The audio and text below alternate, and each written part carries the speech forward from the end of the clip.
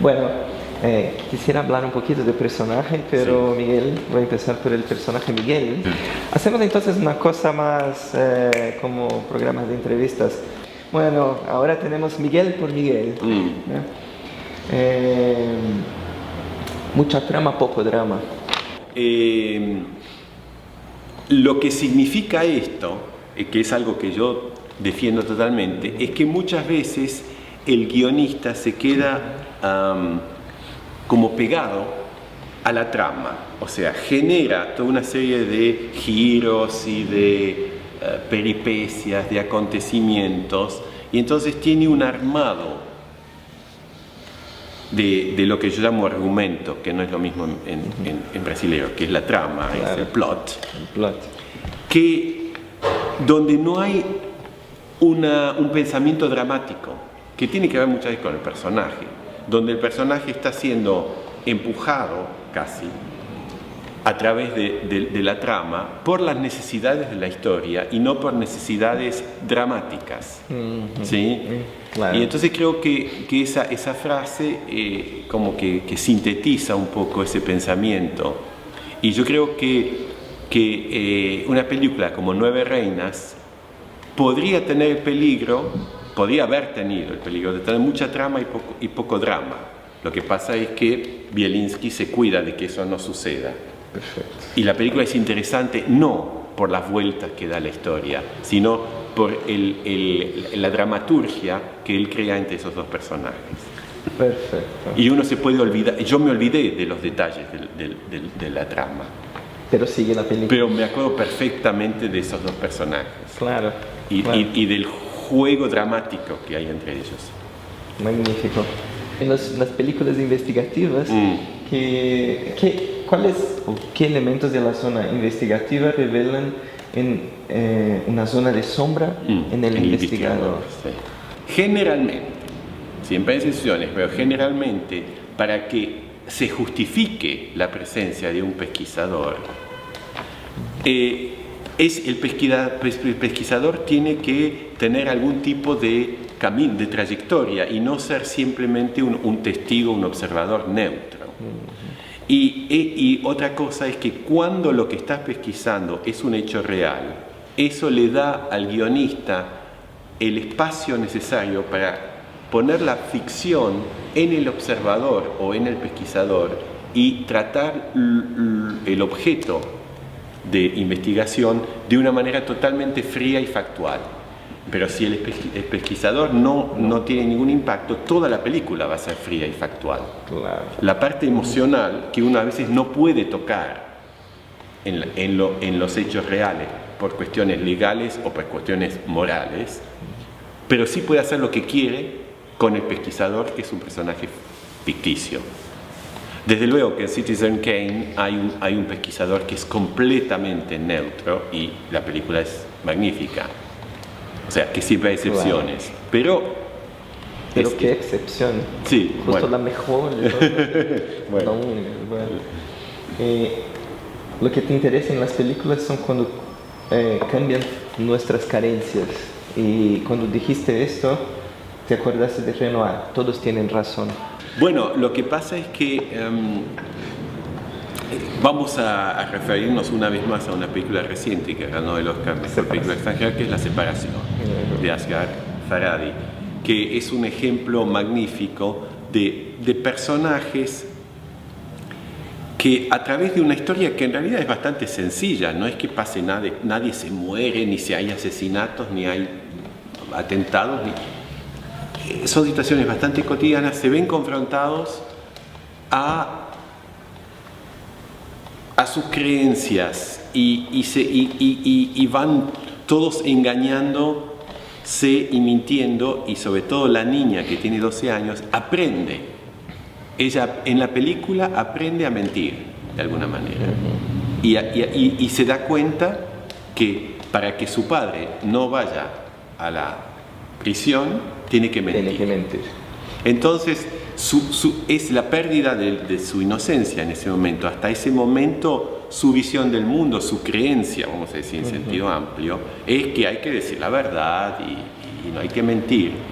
Y se encuentra ante una situación donde le parece inevitable y obvio mentir, no solo a ella, sino a todos los espectadores. Claro. Con lo cual decimos, lo que está haciendo es moralmente incorrecto, pero si ella fuera mi hija, yo no le diría, no tienes que mentir, le diría, sí, miente. Claro. O sea, no solo ella, sino yo como padre justifico su mentira. Después, ¿cómo hago para decirle, bueno, pero no hay que mentir?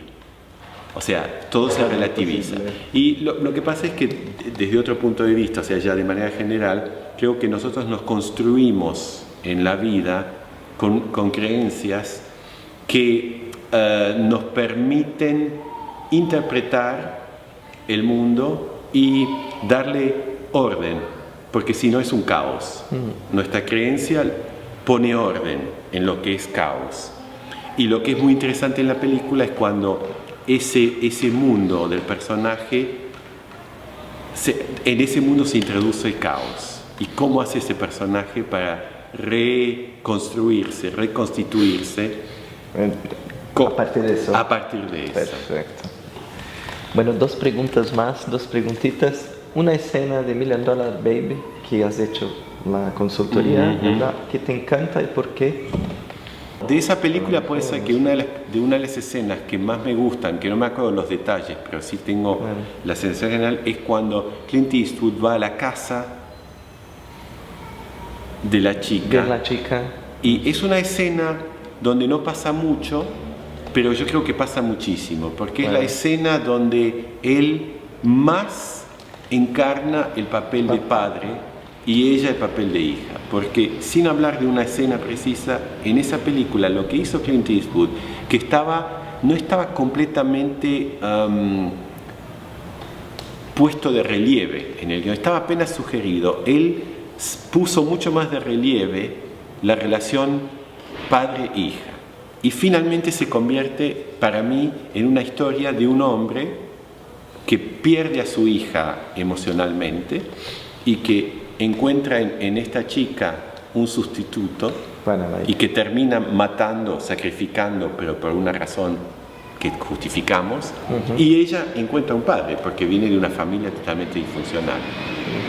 Esos dos seres son dos seres que han perdido respectivamente su padre y su hija, y que esto es lo que los conecta sin que ellos se den cuenta. Al principio no lo saben, es el boxeo lo que los une. Pero luego vamos viendo que hay otro lazo mucho más entrañable, más profundo y más humano que simplemente la cuestión del boxeo.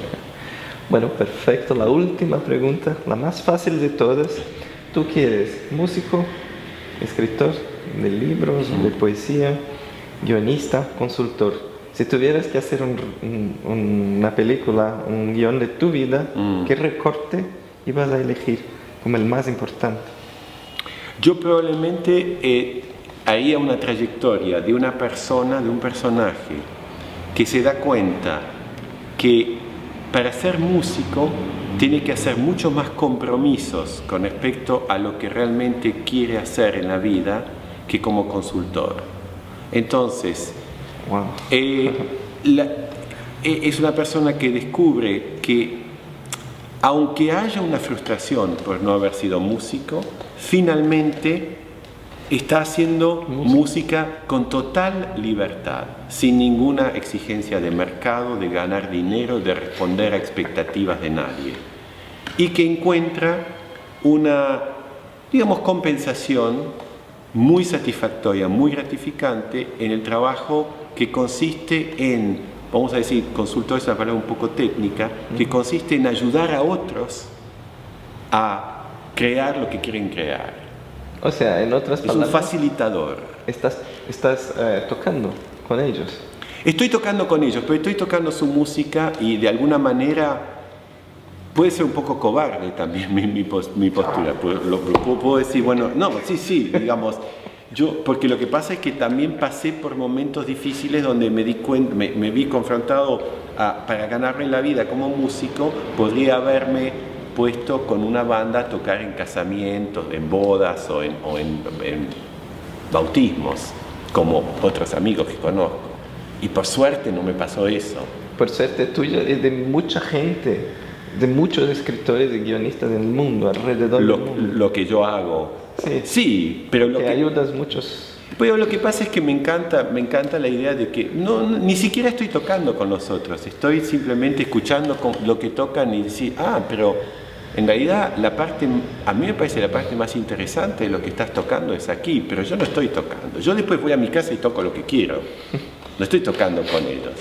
No sé si, claro, si se ve, hola, pero digamos... Es como ideal. Una cuestión más general es que es un problema real.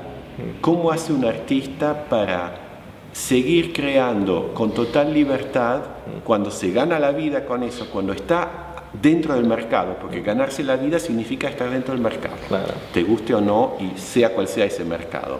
Entonces es un desafío real para un artista. Y una anécdota muy breve te cuento, un pintor que vive cerca de mi casa en París, que es un tipo muy reconocido, que gana mucho dinero con lo que hace, tiene una vida muy, muy cómoda, mucho reconocimiento, y un día voy a su taller, que estaba ahí muy cerca, y veo que está haciendo una reproducción de su propio cuadro. Yo digo, pero ¿por qué estás haciendo esto? ¿Qué raro? ¿Te gusta hacer esto? Y dice, no, lo que pasa es que el original lo tengo ya vendido y hay un comprador que quiere el mismo cuadro y que me está ofreciendo 150.000 euros. Y para mí eso lo decía todo. Yo dije, no me gustaría estar en esa situación, por más que me pagaran 150.000 euros, de tener que estar haciendo una reproducción de mi propio cuadro, cuando en realidad no era lo que quería hacer, obviamente, porque... Claro, hiciste promoción. No, ya es una cosa puramente técnica. Entonces yo dije, bueno, estas son las trampas, podrían ser una de las trampas de ser un artista reconocido. Por supuesto, y por suerte para muchos artistas, no todos tienen que pasar por eso, pero es una cosa que puede pasar mucho. El arte, cuando entra en el mercado, empieza a tener que responder a las reglas del mercado. Increíble, increíble. Muchísimas gracias. Bueno, gracias a ustedes.